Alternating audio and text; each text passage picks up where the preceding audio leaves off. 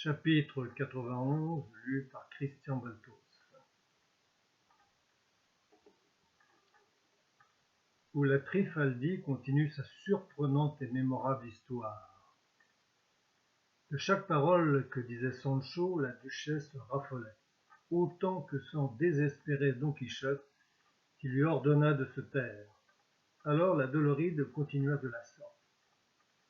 Enfin, après bien des interrogatoires, des demandes et des réponses, comme l'infante tenait toujours bon sans rétracter ni changer sa première déclaration, le grand vicaire jugea en faveur de Don Clavijo et la lui remit pour légitime épouse, ce qui causa tant de chagrin à la reine Doña Magoncia, mère de l'infante Otonomasie, jusqu'au bout de 3 jours nous l'enterrâmes. Elle était morte, sans doute, demanda Sancho. C'est clair, répondit Trifaldin, car à Candaya on n'enterre pas les personnes vivantes, mais mortes. On a déjà vu, seigneur écuyer, répliqua Sancho, enterrer un homme évanoui, le croyant mort, et il me semblait à moi que la reine Magoncia aurait bien fait de s'évanouir au lieu de mourir, car avec la vie il y a remède à bien des choses. D'ailleurs, la faute de l'infante n'était pas si énorme qu'elle fût obligée d'en avoir tant de regrets. Si cette demoiselle se fût mariée avec un page ou quelque autre domestique de sa maison, comme ont fait bien d'autres, à ce que j'ai ouï dire, le mal aurait été sans ressources. Mais avoir épousé un chevalier aussi gentilhomme et aussi entendu qu'on nous le dépeint, en vérité, si ce fut une sottise, elle n'est pas si grande qu'on le pense. Car enfin, suivant les règles de Monseigneur, qui est ici présent et ne me laissera pas accuser de mensonge, de même qu'on fait avec des hommes de robe, les évêques, de même on peut faire avec des chevaliers, surtout s'ils sont errants, les rois et les empereurs. Tu as raison, Sancho, dit Don Quichotte, car un chevalier errant, pourvu qu'il ait 2 doigts de bonne chance, est en passe et en proche puissance d'être le plus grand seigneur du monde. Mais continuez, dame Doloride, car il me semble qu'il vous reste à conter la mère de cette, jusqu'à présent, douce histoire. Comment, s'il reste la mère, reprit la comtesse. Oh oui, et si amère qu'en comparaison, la coloquinte est douce et le laurier savoureux. La reine donc étant morte et non évanouie, nous l'enterrâmes. Mais à peine l'avions-nous couverte de terre, à peine lui avions-nous dit le dernier adieu que tout à coup, quis Italia temperet à lacrimis, parut au-dessus de la fosse de la reine, monté sur un cheval de bois, le géant Malambruno, cousin germain de Magoncia, lequel, outre qu'il est cruel, est de plus enchanteur. Pour venger la mort de sa cousine germaine, pour châtier l'audace de Don Clavijo et la faiblesse d'Otonomasie, il employa son art maudit et laissa les 2 amants enchantés sur la fosse même. Elle, convertie en une guenon de bronze, et lui, en un épouvantable crocodile d'un métal inconnu.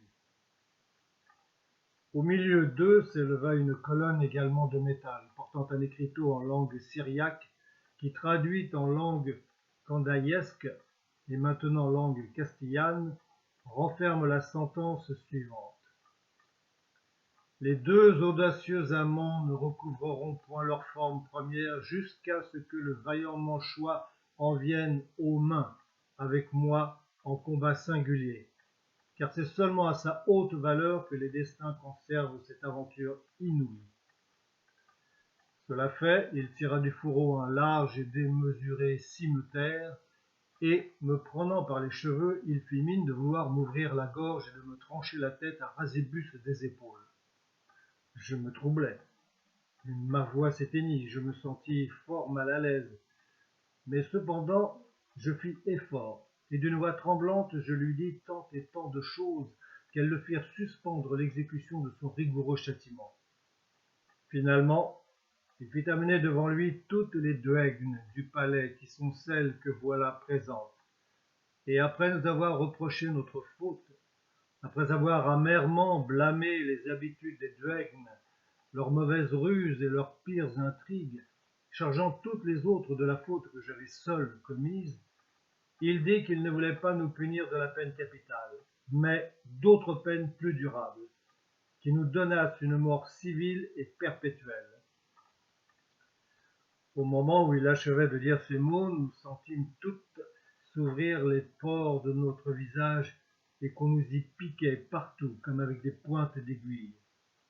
Nous portâmes aussitôt nos mains à la figure et nous nous trouvâmes dans l'état que vous allez voir. Aussitôt la Doloride et les autres duègnes levèrent les voiles dont elles étaient couvertes et montrèrent des visages tout peuplés de barbes, les unes blondes, les autres brunes, celle-ci blanche, celle-là grisonnante. À cette vue, le duc et la duchesse semblèrent frappés de surprise, Don Quichotte et Sancho de stupeur et tout le reste des assistants d'épouvante. La Trifaldi continua de la sorte. Voilà de quelle manière nous châtia ce brutal et mal intentionné de Malambruno. Il couvrit la blancheur et la pâleur de nos visages avec l'aspérité de ses soies, et plût au ciel qu'il eût fait rouler nos têtes sous le fil de son énorme cimeterre, plutôt que d'assombrir la lumière de nos figures avec cette bourre épaisse qui nous couvre.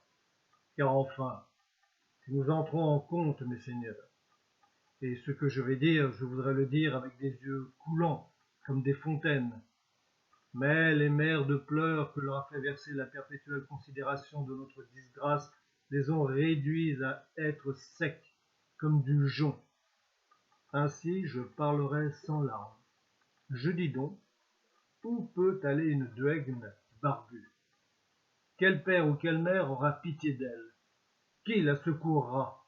Car enfin, si quand elle a la peau bien lisse et le visage martyrisé par 1000 sortes d'ingrédients et de cosmétiques, elle a beaucoup de peine à se trouver quelqu'un qui veuille d'elle, que sera-ce quand elle montrera un visage comme une forêt? Ô duègne, mes compagnes, nous sommes nés sous une triste étoile, et c'est sous une fatale influence que nos pères nous ont engendrés. En disant ces mots, la Trifaldi fit mine de tomber évanouie.